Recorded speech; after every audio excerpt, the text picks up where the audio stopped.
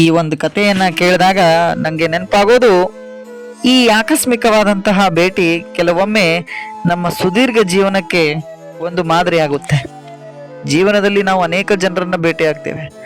ಕೆಲವರು ನಮ್ಮ ಜೊತೆ ವರ್ಷಗಳ ಕಾಲ ಇರ್ತಾರೆ, ಕೆಲವರು ದಿನಗಳ ಕಾಲ ಇರ್ತಾರೆ, ಇನ್ನೂ ಕೆಲವು ಕ್ಷಣಗಳ ಮಾತ್ರ ಕಾಣಿಸಿಕೊಂಡ ವ್ಯಕ್ತಿ ನಮ್ಮ ಜೀವನದ ದಿಕ್ಕನ್ನೇ ಬದಲಾಯಿಸ್ತಾರೆ. ನಾವು ಅಂದ್ಕೊಳ್ತೇವೆ ಇದು ಕೇವಲ ಒಂದು ಆಕಸ್ಮಿಕ ಭೇಟಿ ಅಂತ.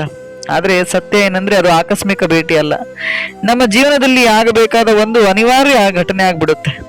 ಇದು ನಾನು ಹೇಳಲಿರುವ ಕತೆ ಕೂಡ ಒಬ್ಬ ಯುವಕನ ಬದುಕಿನಲ್ಲಿ ಕಾಣಿಸ್ಕೊಂಡಂತಹ ಒಂದು ಭೇಟಿ, ಒಂದು ಮಾತು, ಆ ಒಂದು ಕ್ಷಣ ಜೀವನವನ್ನೇ ಬದಲಾಯಿಸುತ್ತೆ. ಹಾಗಿದ್ರೆ ತಡ ಮಾಡೋದು ಬೇಡ. ನನ್ನ ಚಾನಲ್ ಇಷ್ಟ ಆದಲ್ಲಿ ಶೇರ್ ಮಾಡಿ, ಲೈಕ್ ಮಾಡಿ ಹಾಗೂ ಸಬ್ಸ್ಕ್ರೈಬ್ ಅನ್ನ ಮಾಡಿ. ಒಂದು ಹಳ್ಳಿಯಲ್ಲಿ ಅರ್ಜುನ ಯುವಕ ಇರ್ತಾನೆ. ಅವನ ಮನೆ ಮಧ್ಯಮ ವರ್ಗದ ಕುಟುಂಬದಾಗಿರುತ್ತೆ. ತಂದೆ ಕೃಷಿಕ, ತಾಯಿ ಗೃಹಿಣಿಯಾಗಿರ್ತಾರೆ. ಚಿಕ್ಕವನಿಂದ ಒಂದು ಸಮಸ್ಯೆ ಇರುತ್ತೆ ಅವನಿಗೆ. ಬುದ್ಧಿವಂತನಾಗಿದ್ರು ಕೂಡ ತನ್ನ ಗುರಿ ಏನು ಅಂತ ಸ್ಪಷ್ಟವಾಗಿರೋದಿಲ್ಲ, ಗುರಿ ಏನು ಮುಟ್ಟಬೇಕು ಅಂತ ಗೊತ್ತಿರೋದಿಲ್ಲ. ಒಳ್ಳೆ ವಿದ್ಯಾರ್ಥಿ, ಯಾವುದಕ್ಕೂ ಸಂಪೂರ್ಣ ಮನಸ್ಸನ್ನ ಹಾಕುವಂತಹ ಮನಸ್ಸು ಅವನಿಗೆ ಇರ್ತಿರ್ಲಿಲ್ಲ. ಅವನ ಸ್ನೇಹಿತರು ಎಲ್ಲರೂ ತಮ್ಮ ತಮ್ಮ ದಾರಿಯನ್ನ ಹಿಡಿದುಕೊಂಡು ದಡ ಸೇರಿರ್ತಾರೆ, ಸೆಟ್ಲ್ ಆಗಿರ್ತಾರೆ. ಆದ್ರೆ ಇವನ್ ಮಾತ್ರ ಏನ್ ಮಾಡ್ಬೇಕು ಅಂತ ಯೋಚನೆ ಮಾಡ್ತಾ ಇರ್ತಾನೆ. ಅವನಿಗೆ ಹುಡುಕಾಟದಲ್ಲೇ ಸಮಯ ಕಳೀತಾ ಇರ್ತಾನೆ. ಒಂದು ದಿನ ಅವನ ತಂದೆ ಕೋಪದಿಂದ ಹೇಳ್ತಾರೆ, ನೀನು ಯಾವಾಗ್ಲೂ ಯೋಚಿಸುತ್ತಾ ಕುಳಿತಿರ್ತೀಯ, ಏನಾದ್ರೂ ನಿರ್ಧಾರ ಮಾಡು ಅಂತ ಹೇಳ್ತಾರೆ. ಈ ಮಾತು ಅವನ ಮನಸ್ಸಿಗೆ ತುಂಬಾ ಹೊಡೆತ ಕೊಡುತ್ತೆ. ವಯಸ್ಸಿಗೆ ಬಂದ ಮಗ ತಂದೆಯಿಂದ ಮಾತುಗಳನ್ನ ಕೇಳಿದಾಗ ಒಂದ್ ರೀತಿ ಮನಸ್ಸಿಗೆ ನೆಮ್ಮದಿ ಬೇಕು ಅಂತ ಅನ್ಸುತ್ತೆ. ಏನಪ್ಪ ಈ ರೀತಿ ಮನೆಯಲ್ಲೂ ಕೂಡ ನನಗೆ ಮರ್ಯಾದೆ ಗೌರವ ಇಲ್ಲ ಅನ್ನೋ ಭಾವನೆಯನ್ನ ಕಾಡೋದಕ್ಕೆ ಪ್ರಾರಂಭ ಆಗುತ್ತೆ. ಒಂದು ನದಿ ತೀರದ ಹತ್ರ ಶಾಂತವಾಗಿ ಹೋಗಿ ಕುಳಿತಿರ್ತಾನೆ. ಪ್ರತಿ ದಿನ ಆ ಒಂದು ನದಿ ತೀರದ ಹತ್ರ ಹೋಗಿ ಬರೋ ಹಾದಿಯದು, ಅಲ್ಲೇ ಕುಳಿತಿರ್ತಾನೆ. ಅಲ್ಲಿ ಕುಳಿತುಕೊಂಡು ನೀರಿನಲ್ಲಿ ಹರಿಯುವ ಈ ನೀರನ್ನ ನೋಡ್ತಾ ತನ್ನ ಸಮಯವನ್ನ ಕಳೆತಿರ್ತಾನೆ. ಯೋಚಿಸ್ತಿರ್ತಾನೆ, ನಾನು ಯಾರು, ನನ್ನ ಗುರಿ ಏನು, ನಾನು ಯಾವ ದಾರಿಯಲ್ಲಿ ಹೋಗ್ಬೇಕು ಅನ್ನೋ ಪ್ರಶ್ನೆಗಳು ಅವನನ್ನ ಕಾಡ್ತಾ ಇರ್ತವೆ. ಆದ್ರೆ ಉತ್ತರ ಯಾವತ್ತೂ ಸಿಗ್ತಾ ಇರಲಿಲ್ಲ. ಅವತ್ತು ಕೂಡ ಉತ್ತರ ಸಿಗದೆ ಹಾಗೆ ಕುಳಿತಿರ್ತಾನೆ.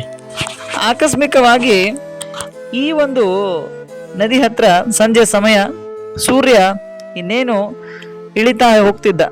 ಸೂರ್ಯಾಸ್ತ ಆಗಿ ಮುಗಿತಾ ಹೋಗ್ತಾ ಇತ್ತು. ಆಕಾಶ ಎಲ್ಲ ಕೆಂಪಾಗಿ ಹೋಗಿತ್ತು. ಇವನು ಕೂತಿದ್ದಾನೆ. ಹಿಂದಿನಿಂದ ಒಂದು ಮೃದು ಧ್ವನಿಯಲ್ಲಿ ಒಬ್ಬ ವೃದ್ಧ ಬರ್ತಾರೆ. ಮಗ, ಏಕೆ ಇಷ್ಟು ಭಾರವಾಗಿ ಯೋಚಿಸ್ತಾ ಇದೀಯಾ ಅಂತ ಕೇಳ್ತಾನೆ. ಯಾಕಪ್ಪ ಯೋಚನೆ ಮಾಡ್ತಾ ಇದೀಯಾ ಅಂತ ಕೇಳಿದಾಗ ಅವನು ನೋಡ್ತಾನೆ. ಯಾರು ಅಂತ ನೋಡಿದಾಗ ಸರಳ ಉಡುಪು, ಬಿಳಿ ದಾಡಿ, ಆದ್ರೆ ಮುಖದಲ್ಲಿ ಅಪಾರ ಶಾಂತಿ. ಈ ಅರ್ಜುನ ಅಜ್ಞಾತ ವ್ಯಕ್ತಿಗೆ ತನ್ನ ಮನದ ಮಾತನ್ನ ಹೇಳ್ತಾನೆ. ಏನಂತ ಹೇಳ್ಬೇಕು ಅಂತಾನು ಕೂಡ ಗೊತ್ತಾಗ್ತಾ ಇಲ್ಲ ಅವನಿಗೆ. ಏನು ಹೇಳ್ಬೇಕು ಅಂತ ಆ ವೃದ್ಧರ ಮೇಲೆ ವಿಶ್ವಾಸ ಮೂಡಿ ಗೊಂದಲದಿಂದ ತನ್ನ ಮನಸ್ಸಿನಲ್ಲಿರುವಂತಹ ಮಾತನ್ನ ಹೇಳ್ತಾನೆ. ಆಗ ಆ ವೃದ್ಧ ವ್ಯಕ್ತಿ ನದಿಯನ್ನ ತೋರಿಸ್ತಾರೆ. ನೋಡಪ್ಪ, ಈ ನದಿ ಏಕೆ ಹರಿತಿರ್ಬೋದು ಅಂತ ಕೇಳ್ತಾರೆ. ಆಗ ಅರ್ಜುನ ಹೇಳ್ತಾನೆ, ಸಮುದ್ರ ಸೇರಲು ಹರಿತಿರ್ಬೋದು. ಸಮುದ್ರವನ್ನ ದಾಟಿ ಮತ್ತೊಂದು ಸಮುದ್ರ ಸೇರಲು ಈ ನದಿ ಹರಿತಿರ್ಬೋದು ಅಂತ ಹೇಳ್ತಾನೆ. ಸರಿ, ಆದ್ರೆ ದಾರಿಯಲ್ಲಿ ಕಲ್ಲುಗಳು ಇವೆ, ಅಡ್ಡಿಗಳು ಇವೆ, ಆದ್ರೂ ಕೂಡ ಇದು ನಿಲ್ತಿಲ್ಲದ ಅಂತ ಈ ವೃದ್ಧ ಹೇಳ್ತಾರೆ.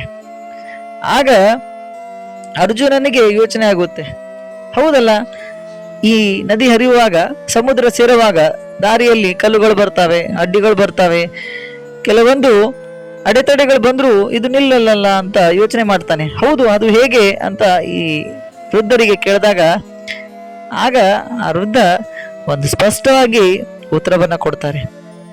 ಸ್ನೇಹಿತರೆ, ನಮ್ಮ ಈಗಿನ ಕಾಲದಂತಹ ಯುವಕರಿಗೆ ಇದು ತುಂಬಾ ಅನ್ವಯಿಸುತ್ತೆ. ಆ ವೃದ್ಧ ಹೇಳ್ತಾರೆ, ಅದೇ ಜೀವನ. ನಿನ್ನ ಗುರಿ ಸ್ಪಷ್ಟವಾಗಿಲ್ಲ ಅಂದ್ರೆ ನೀನು ನಿಲ್ತೀಯ, ಆದ್ರೆ ಗುರಿ ಸಿಕ್ಕರೆ ಎಲ್ಲ ಅಡ್ಡಿಗಳನ್ನ ದಾಟ್ತೀಯ.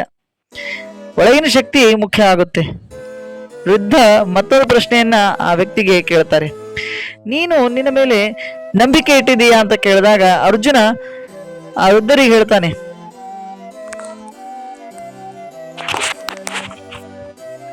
ಮಾತು ಬರ್ತಾ ಇಲ್ಲ ಅಂದ್ರೂ ಏನೋ ಉತ್ತರ ಕೊಡಬೇಕು ಅಂತ ಅರ್ಜುನ ಅನ್ಕೊಂಡಿದ್ದಾನೆ, ಆಗ್ತಾ ಇಲ್ಲ. ಆಗ ಆ ವೃದ್ಧ ವ್ಯಕ್ತಿ ಹೇಳ್ತಾರೆ, ನೀನು ಭಯ ಪಡುವುದು ತಪ್ಪು, ಮಾಡುವುದಕ್ಕೆ ಮಾತ್ರ ನೀನು ಭಯ ಪಡ್ತಾ ಇಲ್ಲ, ಜನರು ಏನು ಹೇಳ್ತಾರೋ ಅಂತ ನೀನು ಭಯ ಪಡ್ತಾ ಇದ್ದೀಯಾ. ತಪ್ಪು ಮಾಡಿದಾಗೆ ಅಲ್ಲಿ ಕಲಿಯೋದಾಗುತ್ತೆ ಅಂತ ಹೇಳ್ತಾರೆ. ಅರ್ಜುನನ ಕಣ್ಣಿನಲ್ಲಿ ನೀರು ತುಂಬಿಕೊಂಡಿದ್ದು. ಜೀವನದ ರಹಸ್ಯವನ್ನ ಈ ವೃದ್ಧರು ನಿಧಾನವಾಗಿ ತಿಳಿಸ್ತಾರೆ. ಜೀವನದಲ್ಲಿ 3 ಸತ್ಯಗಳಿವೆ. ಎಲ್ಲವೂ ತಾತ್ಕಾಲಿಕ, ಸಂಕಷ್ಟಗಳು ಅನಿವಾರ್ಯ, ಬದಲಾವಣೆ ನಿಶ್ಚಿತ. ನೀನು ಈ 3 ಒಪ್ಪಿಕೊಂಡ್ರೆ ಮಾತ್ರ ನೀನು ಯಾವಾಗ್ಲೂ ಸೋಲೋದಿಲ್ಲ, ಗೆಲಿತಾನೆ ಹೋಗ್ತೀಯ, ನೀನ್ ಗೆಲ್ತೆ ಮುಂದ್ಬರ್ತೀಯ ಅಂತ ಹೇಳ್ತಾರೆ. ಸಂಜೆ ಕತ್ತಲಾಗ್ತಾ ಬಂತು. ಅರ್ಜುನ ಈ ಮಾತುಗಳನ್ನ, ಈ ವ್ಯಕ್ತಿ ಮಾತುಗಳನ್ನ ಕೇಳಿ ತುಂಬಾ ಮೋಹಿತನಾಗ್ತಾನೆ. ಇವರನ್ನ ಬಿಡಬಾರ್ದು, ನಾನು ಇವರಿಂದ ಇನ್ನೂ ಕಲಿಯೋದು ಭಾಳ ಇದೆ ಅಂತ ಅನ್ಕೊಳ್ತಾನೆ. ನಾಳೆ ಮತ್ತೆ ಬರ್ತೀರಾ ಅಂತ ನಗುಮುಖದಿಂದ ಕೇಳ್ತಾನೆ. ಆಗ ಆ ವೃದ್ಧ ಹೇಳ್ತಾರೆ, ನಾನು ನಾಳೆ ಬರೋ ಮಾತು ಇಲ್ಲ, ನಮ್ಮ ಭೇಟಿ ಆಕಸ್ಮಿಕ, ಆದ್ರೆ ಅದು ಅನಿವಾರ್ಯ. ನಿನಗೆ ಬೇಕಾದದ್ದು ನಿನಗೆ ಸಿಕ್ಕಿದೆ, ನಾನು ಮತ್ತೆ ಬರೋದಿಲ್ಲ. ಆಗ ಅರ್ಜುನ ಮರುದಿನ ಮತ್ತೆ ಆ ಒಂದು ನದಿ ತೀರದ ಹತ್ರ ಬಂದು ಅಲ್ಲಿ ಆ ವೃದ್ಧರನ್ನ ಹುಡುಕ್ತಾನೆ. ವೃದ್ಧರು ಕಾಣೋದಿಲ್ಲ. 2-3 ವಾರಗಳು ಹಂಗೆ ಹುಡುಕ್ತಾ ಬರ್ತಾನೆ.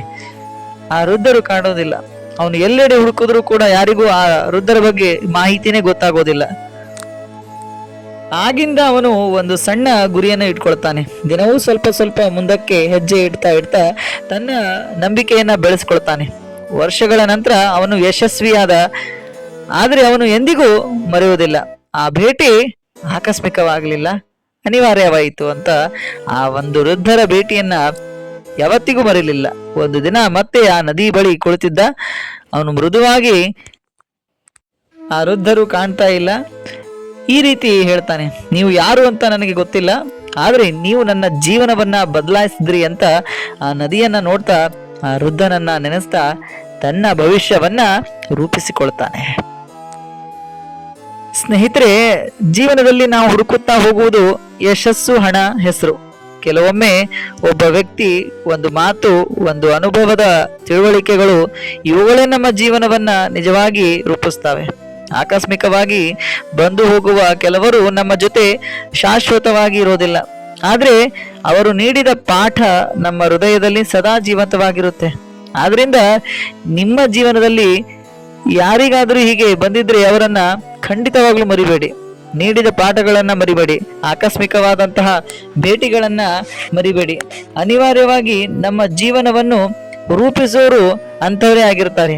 ಅಂತಹ ಭೇಟಿಗಳು ದೇವರಂತೆ ನಮ್ಮ ಜೀವನವನ್ನ ಬದಲಾಯಿಸ್ಬಿಡುತ್ತೆ ಅಂತ ಹೇಳ್ತಾ, ಮುಂದಿನ ಕತೆ ಮತ್ತೆ ನಾನು ನಿಮಗೆಲ್ಲ ತೆಗೆದುಕೊಂಡು ಬರ್ತೀನಿ ಅಂತ ಹೇಳ್ತಾ, ಧನ್ಯವಾದಗಳು.